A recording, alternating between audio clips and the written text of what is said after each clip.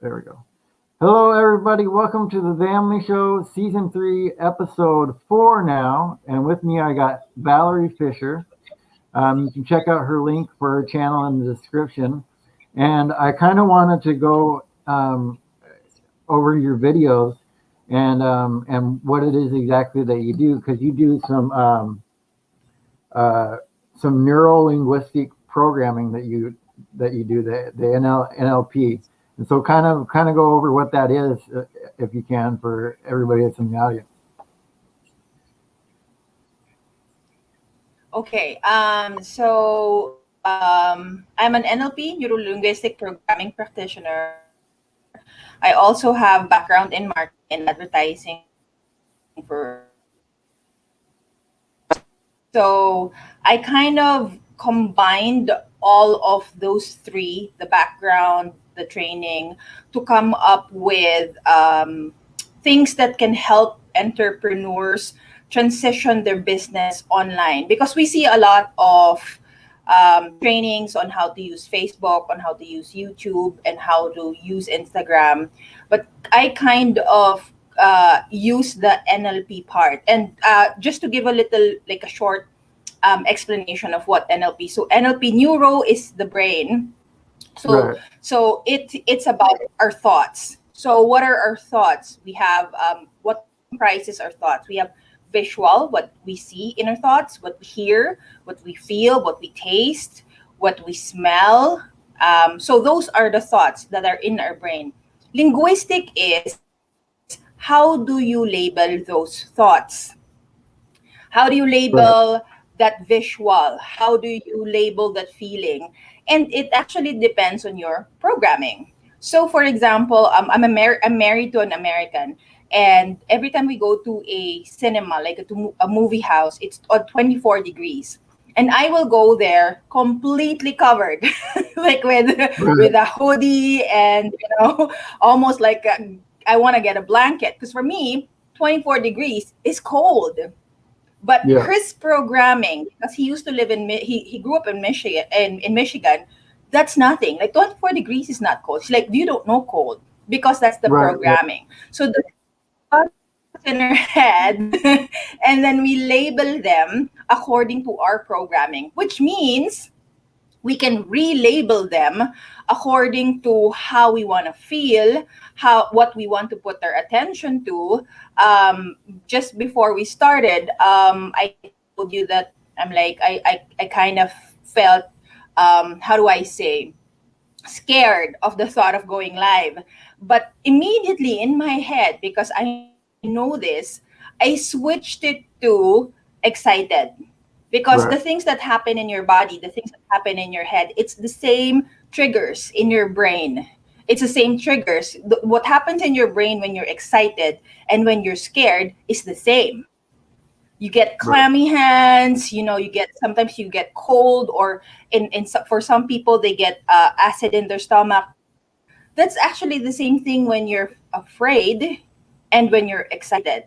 So it's relabeling it according to how it will benefit you. So that is NLP, and the concepts that were taught to us. um, I actually used it in my own e-commerce site back in 2018 when we started, in creating stories in, Hmm. because we have different triggers in our brain. So I used that. And when the lockdown happened, I think I believe I told you in my email that I was actually employed before the Right. pandemic. I was chief marketing officer, and as an Wow. advertising and marketing person, that's like the peak.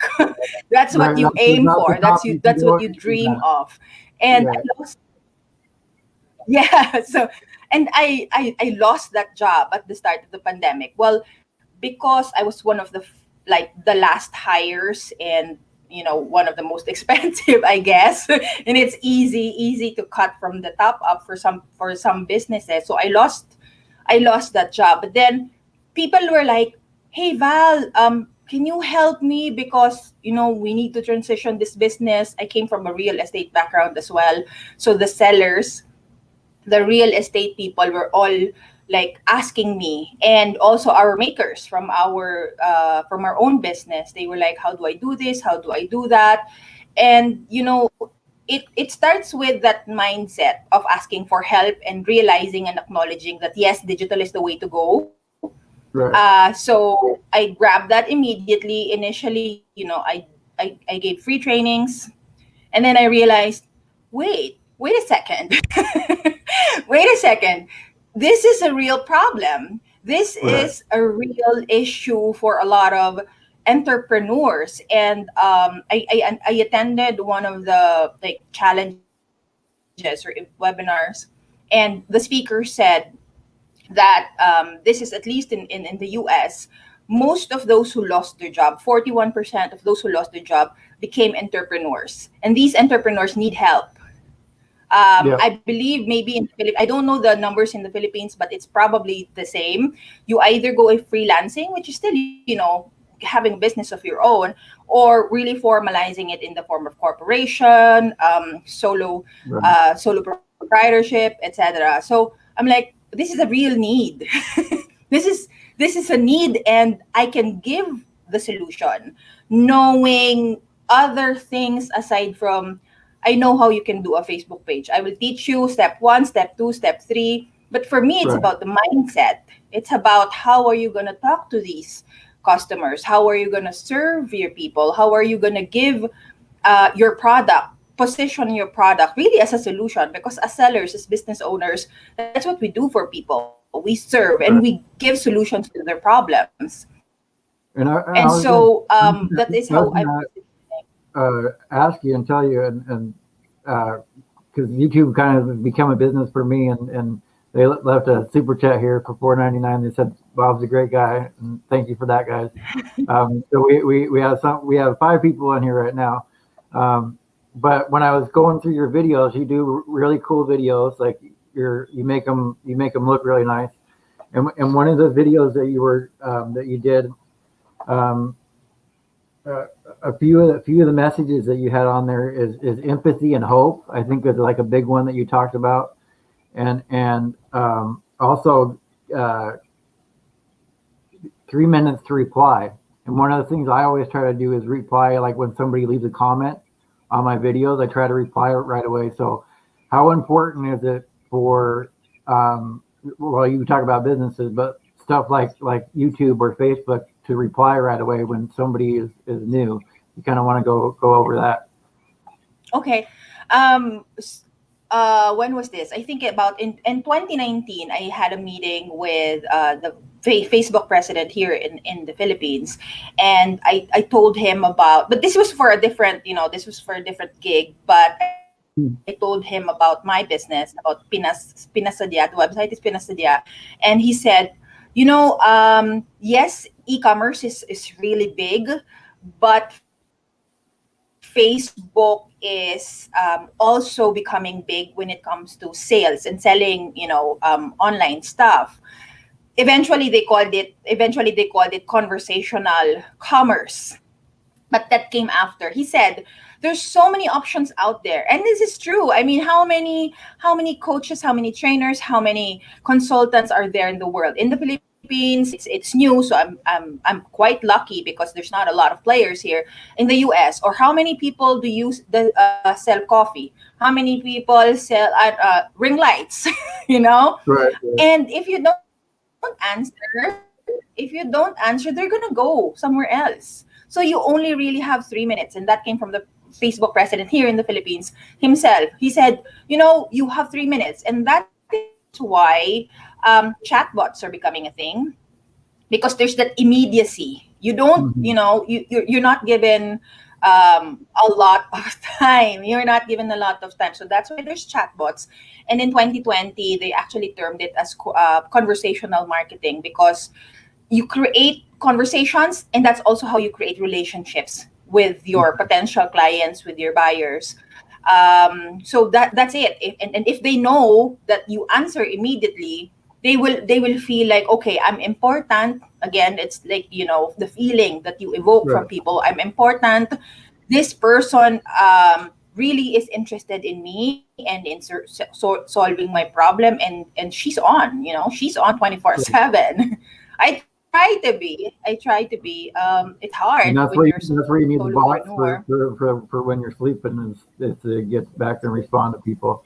And Yes. and I think that goes with like I'm talking about, like the people that have YouTube channels and everything, building your audience. You want to be responsive to the people that are there, and that's why I tell people there's a favorite thing here on YouTube, and I make sure I at least hit that to let people know that I read your comment, even if I don't respond. I want you to know that I at least read your comments, and so I always make sure to try to favorite the comments when I get them.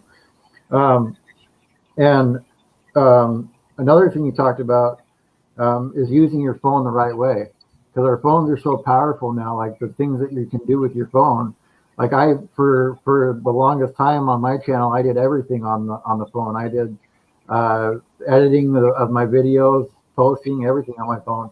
And so when you're talking about using the phone the right way, how would you suggest people use their phone the right way? Like what is the right way to use it? Okay, so this was actually big for me because sometime last year, around this time when I was still starting, my husband is a teacher, so he was like in the other room and doing distance learning, and I was in the couch on my phone, answering people, and a little boy said, like I heard from this room where we are right now, and the boy said, "Mr. Fisher, I'm scared," Mhm. and that actually woke me up because before that, right before, I think a week before that was when I lost my job, and I didn't want to feel anything. But then when the boy said I'm afraid, it kind of evoked something in me, and I was on my phone at that time, and I realized, oh my god, what I'm doing right now, everyone's afraid, I'm afraid, this little boy is afraid, but I can do something with my Right. phone. When I was there, I created a group for COVID, families with people and their families with COVID, and they were looking for beds, they were looking for ambulance, they were looking for help, support in whatever way. And that is when I realized I can use this. This is such a powerful tool because I was connecting people, and also I was there, and I was messaging my friend. He's like, "Do you know someone who can teach my team Facebook?" And I'm like, I think I know. So I gave several names. But then he said we can't afford them because they're like already popular, and they've been in the business for a long time. And I said to him, I can do it. I can do it for a fraction of the price. And Right. that's the phone. That's just the phone. And it's in important. I think in one of my videos, I talk about how much we use it. We use it, our little thumb like this, when we scroll. You know how far we go? 300 feet. That's the height of the Statue of Liberty. That's how much we use it. So Wow. might as well use it for good. Might as well Right. use it for, you know to help And, people instead of just scrolling mindlessly. right. And I was gonna say that kind of goes back Because to the neuro linguistic thing. Your words have more power than you think they do. Like you said, yes, you turn into yes. exciting. So what are some things that you've learned over the years where you learned that your words have more power than maybe you thought they did? um this is a kind of a late realization. When while growing up, we were taught at least in my family that Oh, I think you're breaking up on me there. Uh-oh. I think she's breaking up on me there, guys. Hello, everybody in the chat. Shanna Craft, Burn Up the Rose, Quebec Homestead was in here for a little bit. Buckeye Kitty, she's freezing up, so I'm gonna turn this back. You froze Yep. up on me there. Okay, you're back now. Yes. Back. So we were taught like painting, Yeah. and how you activity is defined. Am I back? I'm sorry.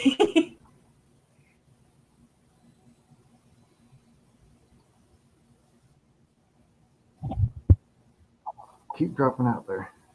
I'm back now. You still there? Am I? Yes. Okay. Okay. So we define creativity as being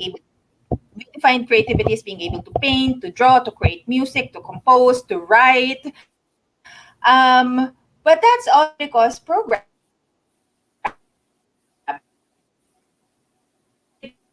can be in cooking. Creativity can be in fixing things. Creativity can be in problem solving.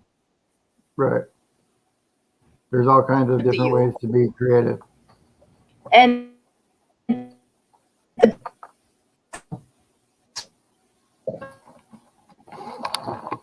I'm gonna try to go to a different connection here.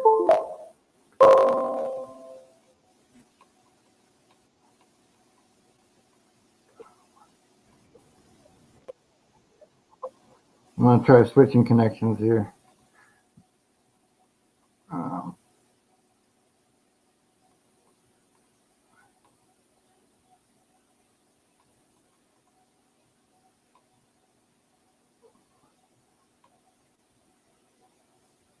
oh.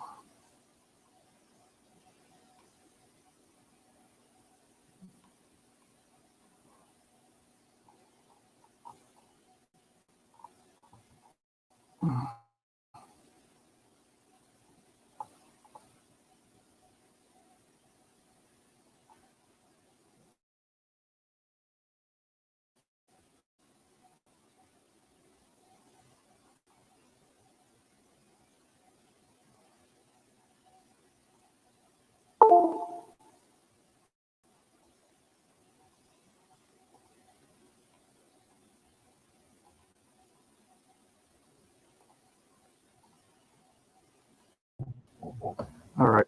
I'm sorry There we about go. that. I got it's okay. I'm on a different connection now. So hopefully it seems like it's working a lot better. Yeah, okay. Because So third world problems, yeah. connection. Well, I think I think I was having issues on my side too, but I think we're good now. Okay, so yeah, so that's something that I've learned um, in this journey when I started becoming what do you call this? When I started becoming an NLP neuro linguistic programming, and it applies to so many things. I'll give you an example. This is something that I also I'm a nerd. Sometimes I think about these things. We just celebrated the Philippines quincentennial. It means 500 years since Magellan arrived in the Philippines. Mm. For the longest time, That's interesting to learn. We don't learn that history here, so that's interesting to learn. So yeah. Okay, so we just celebrated our quincentennial March 16 because we were discovered in 1521. So the language that has always been taught to us was that we were discovered by Magellan. And then there were factions saying we weren't discovered because there were already people here. There was culture. There was people, there was art, there was fashion, there was religion. So we were not discovered. He just arrived here. right. And with that little adjustment, the word choice gives it an entirely different meaning because Yep. it's true. It's true. He just arrived here. And when I was in the US, I think this was in 2019, one of her last trips. I i begged my husband to go to the Newberry Library. I told you I'm a nerd. Right. To the Newberry Library in Chicago, because I wanted to see one of the most famous and one of the most important maps, historical maps of the Philippines. Right. It was called the Murillo Velarde map. So if you Google it, it's very important.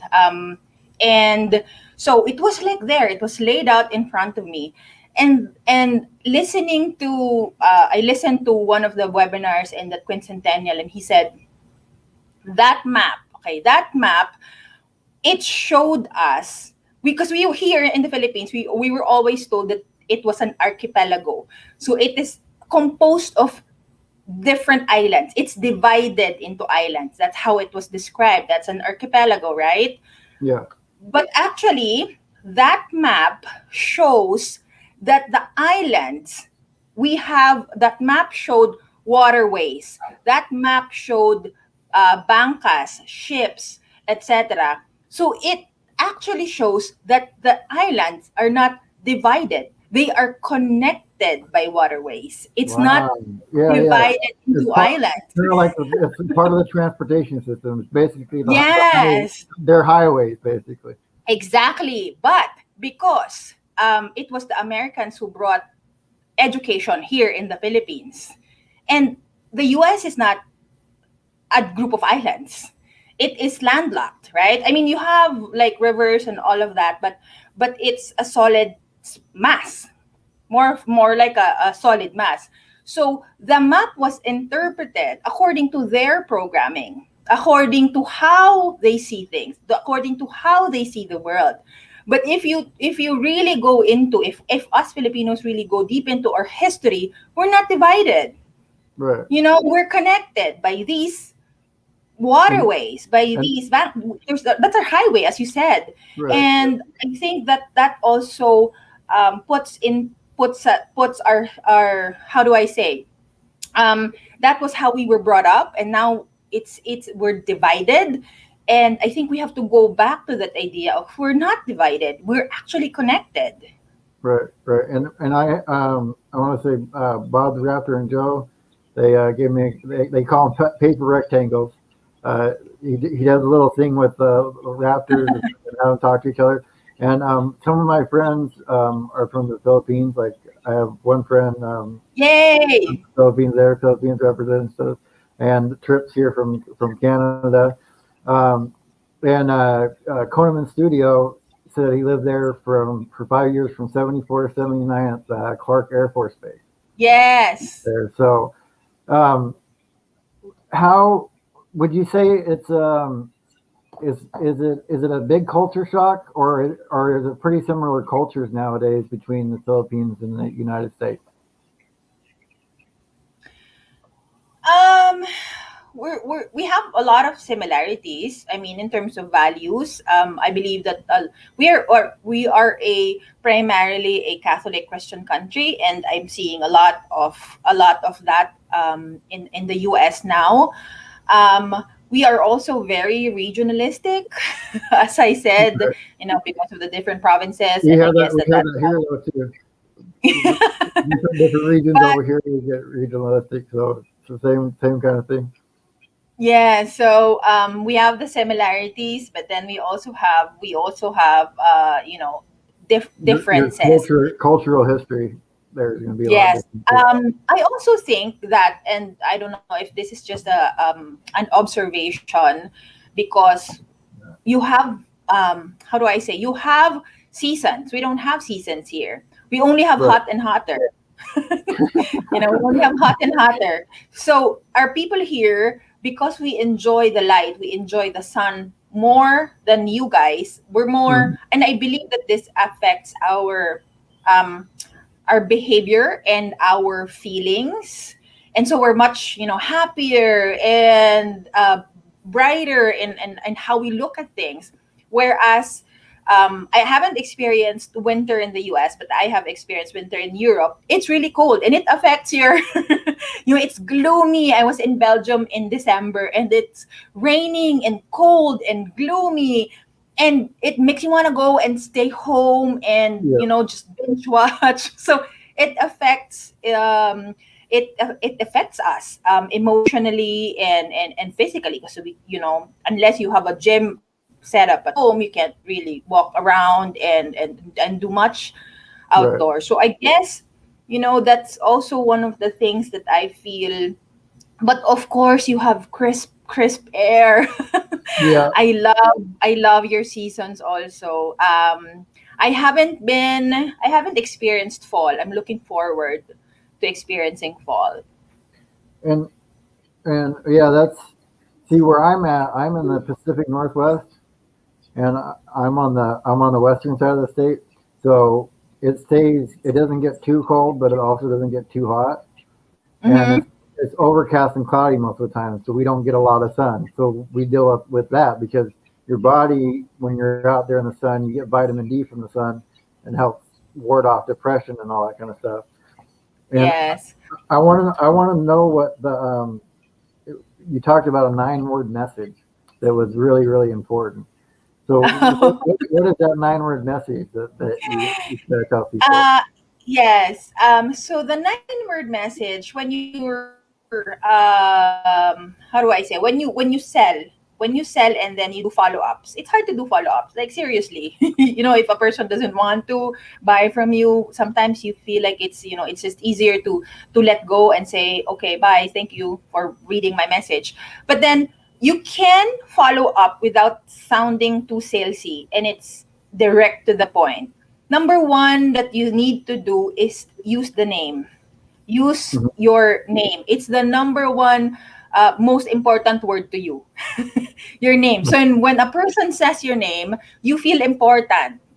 Again, it sends triggers to the brain that you are made to feel important. So your name. The next most important thing in the vocabulary is the word mother. So it's right up there. So that's the first word, and then you go straight to the point. Are you still interested?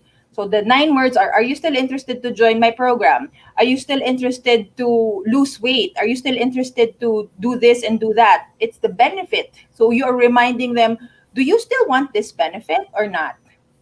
Right. It's not are you still gonna buy from me? It's not like that, because again, it's the solution that you are offering. You're just asking this person, are you still interested in the solution? Right. Using their word as the first, their name as the first word, so that they read it. Because if it's for them, if it has their name on it, it's like a letter. You will open it because it's for So you. so personalization then is the biggest key to communication in what you would tell people is because you're talking about using One their of name. the, So yes, there's a personal personal. message towards that person. Yes, it's very important. Right.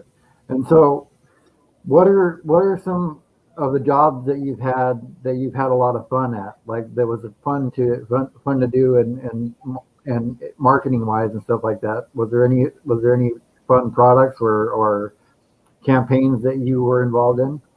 Oh, so many. My first job allowed me to travel all over the Philippines. We did, because we were doing a road show. So we have this van, like a big, almost truck, and it transforms into a stage.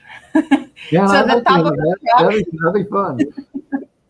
so the top of the truck, there's like, I don't know what how we did it, but then it moves like that, and then you suddenly have a backdrop. You Yeah. suddenly become a stage. And we would use this truck to go grassroots. Like sometimes we even go to, so like areas as so far they don't have TV. It's So that you kind were you of. were you were basically the entertainment then. They were almost Yes. they came out to see you because they didn't have anything else to do. Yes, and these are the shows comprised of. So for example, Sunsilk. I don't know if you have the brand from Unilever, Sunsilk, and I think so. so it's for the shampoo brand, right? Okay. So instead of just the shampoo brand, we create the story about the shampoo, which is related to our culture. So say, I don't know, like a mermaid from this place, and then discovered the shampoo and it made her hair, something Right. like that, Something something like that is that. relatable to the people where we go. So that's one, because that really, at such a young age, I'm very thankful that I was able to travel the Philippines at that time. Another one, which was also one of the most recent in I think in I started this in 2015. I started this in 2015. Um, I had a hard time. We have me and my boss, when I presented this to her, I had a hard time defending it. I mean, she was sold, but we had a hard time selling the idea to the rest of the group. Right. We had it's a pyro musical competition. So Okay. the fireworks will dance to the tune of the music. And Right. it's a competition from different parts of the world. Now you have to understand that that time we were selling Oh condominiums, wow, wow. So that's a condominiums. And so completely different thing you would think, right? really different. And it was hard because, when you have a vision, and it's not people don't immediately see it the way that you do. So you have to defend it. The idea was, when you sell anything, when you sell a condominium, in this case, in our case, you don't you you don't immediately marry, right? You don't immediately marry. What do you do before you have a sale as a seller? You have to court. Right. Well, first you have to introduce yourself, and then you have to court your client into saying yes to you.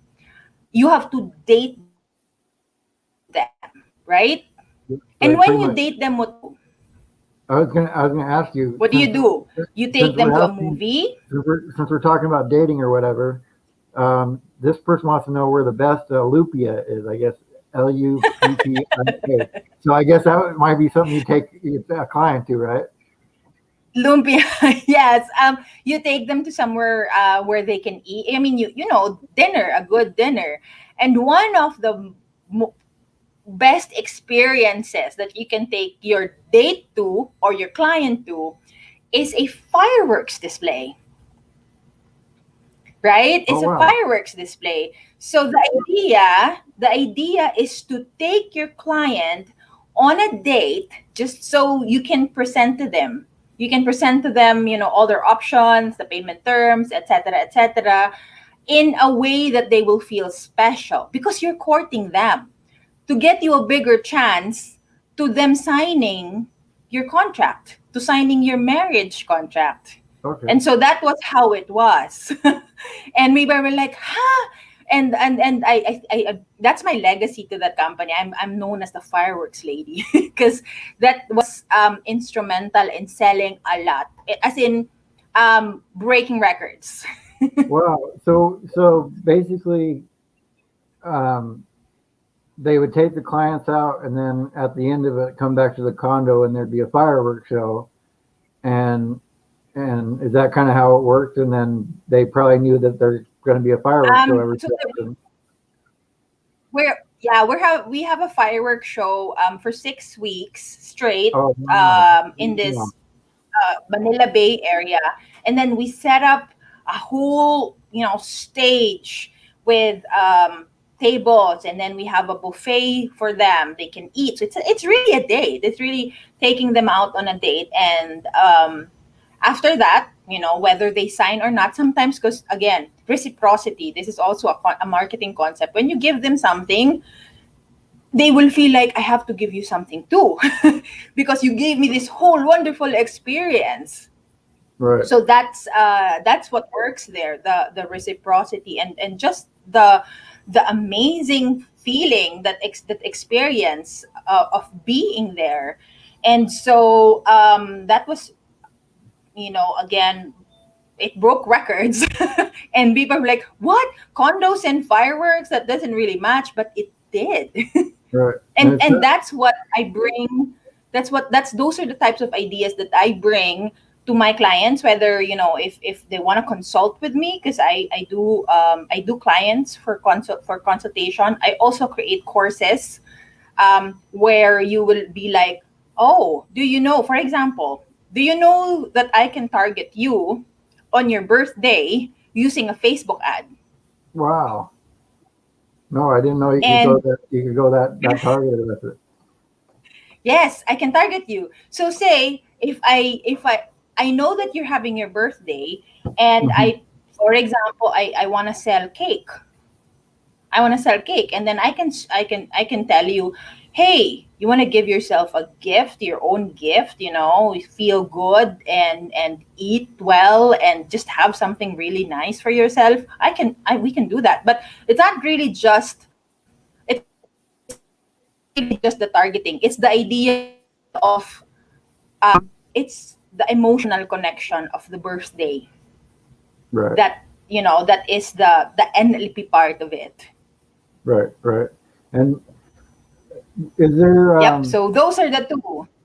is there anything that you since you've been doing this, is there anything that you think would be a cool like product to do that you haven't done yet?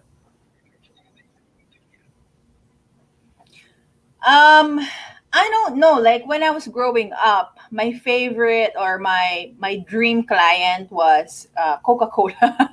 So maybe until now, I did. I mean, I handled Coca Cola when I was in Cambodia before I had a job in Cambodia. Even before all the tourists came to Cambodia, I guess that's still my one of my like dream clients that I wanna work with.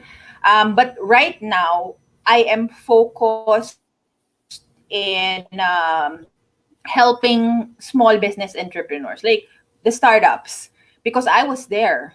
I still am one of them, and some of my courses allow them not to spend so much because again I understand. I mentioned in one of my videos empathy. I know how it feels not to have the budget. I was there. I still am in some cases. So I give them what they need based on how I was when I was also starting up. So that's my dream now, that to help as many people as I can doing what I do now. Right. That's an amazing thing to do. Like I really like, I think there's something unique and special about people that are able to start from nothing, that are all, self-made, because I think it takes a certain drive for that person to succeed. And so you probably had a lot of drive in your life, like probably I don't know how well you did in school. I didn't do well in school, but I always had a drive to do stuff.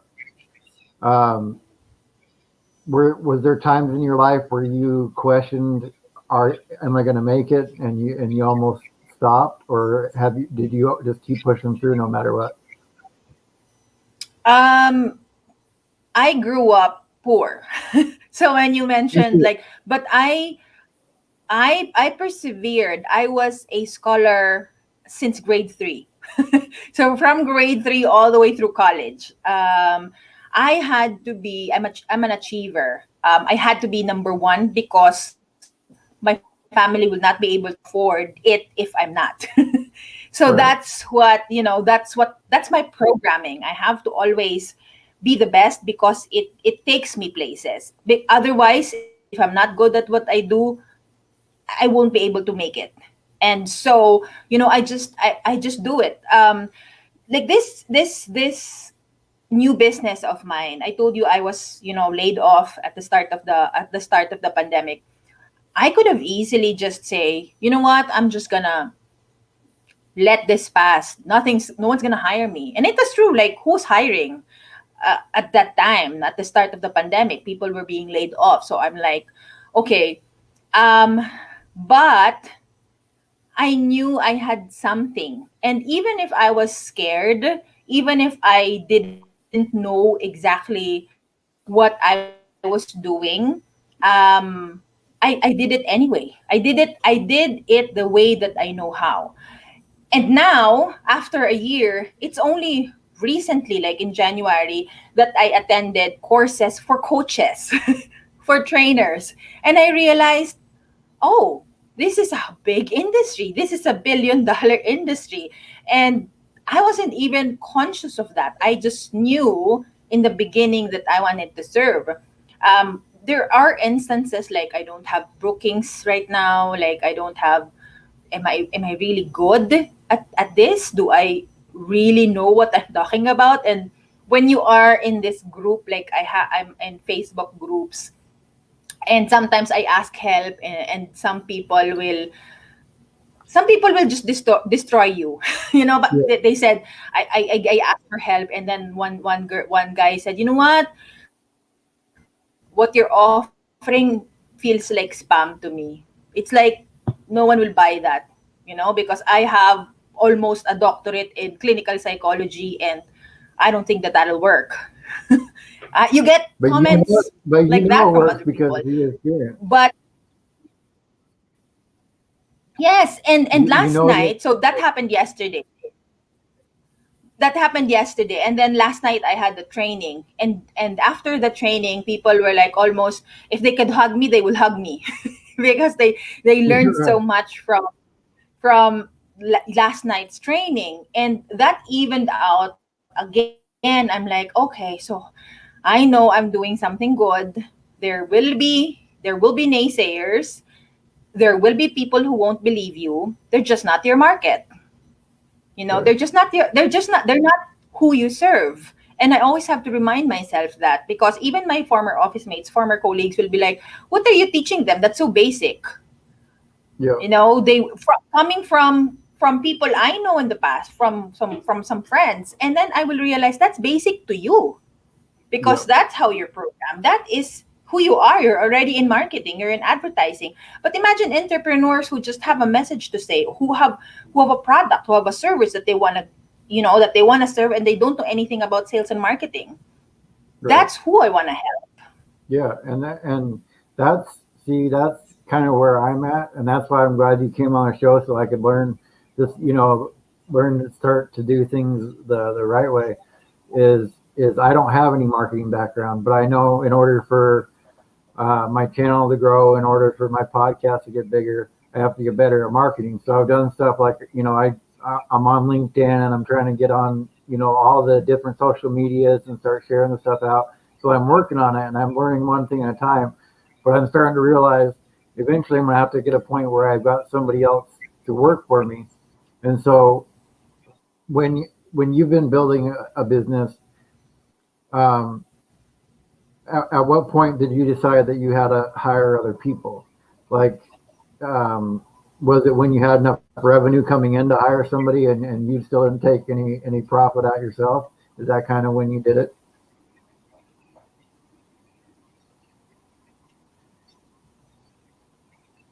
I just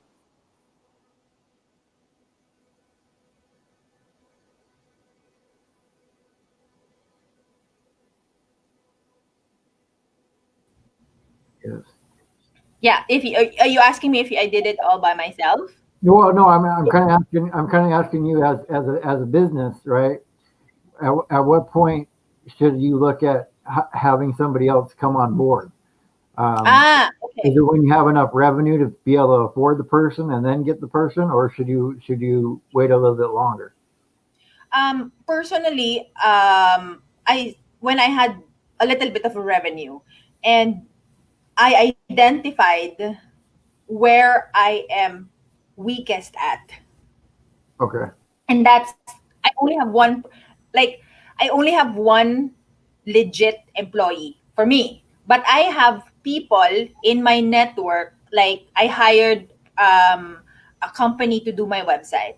I'm getting a person to do my own funnels and my Facebook. They're not employees, but I know that they can help me because I'm not so good with tech.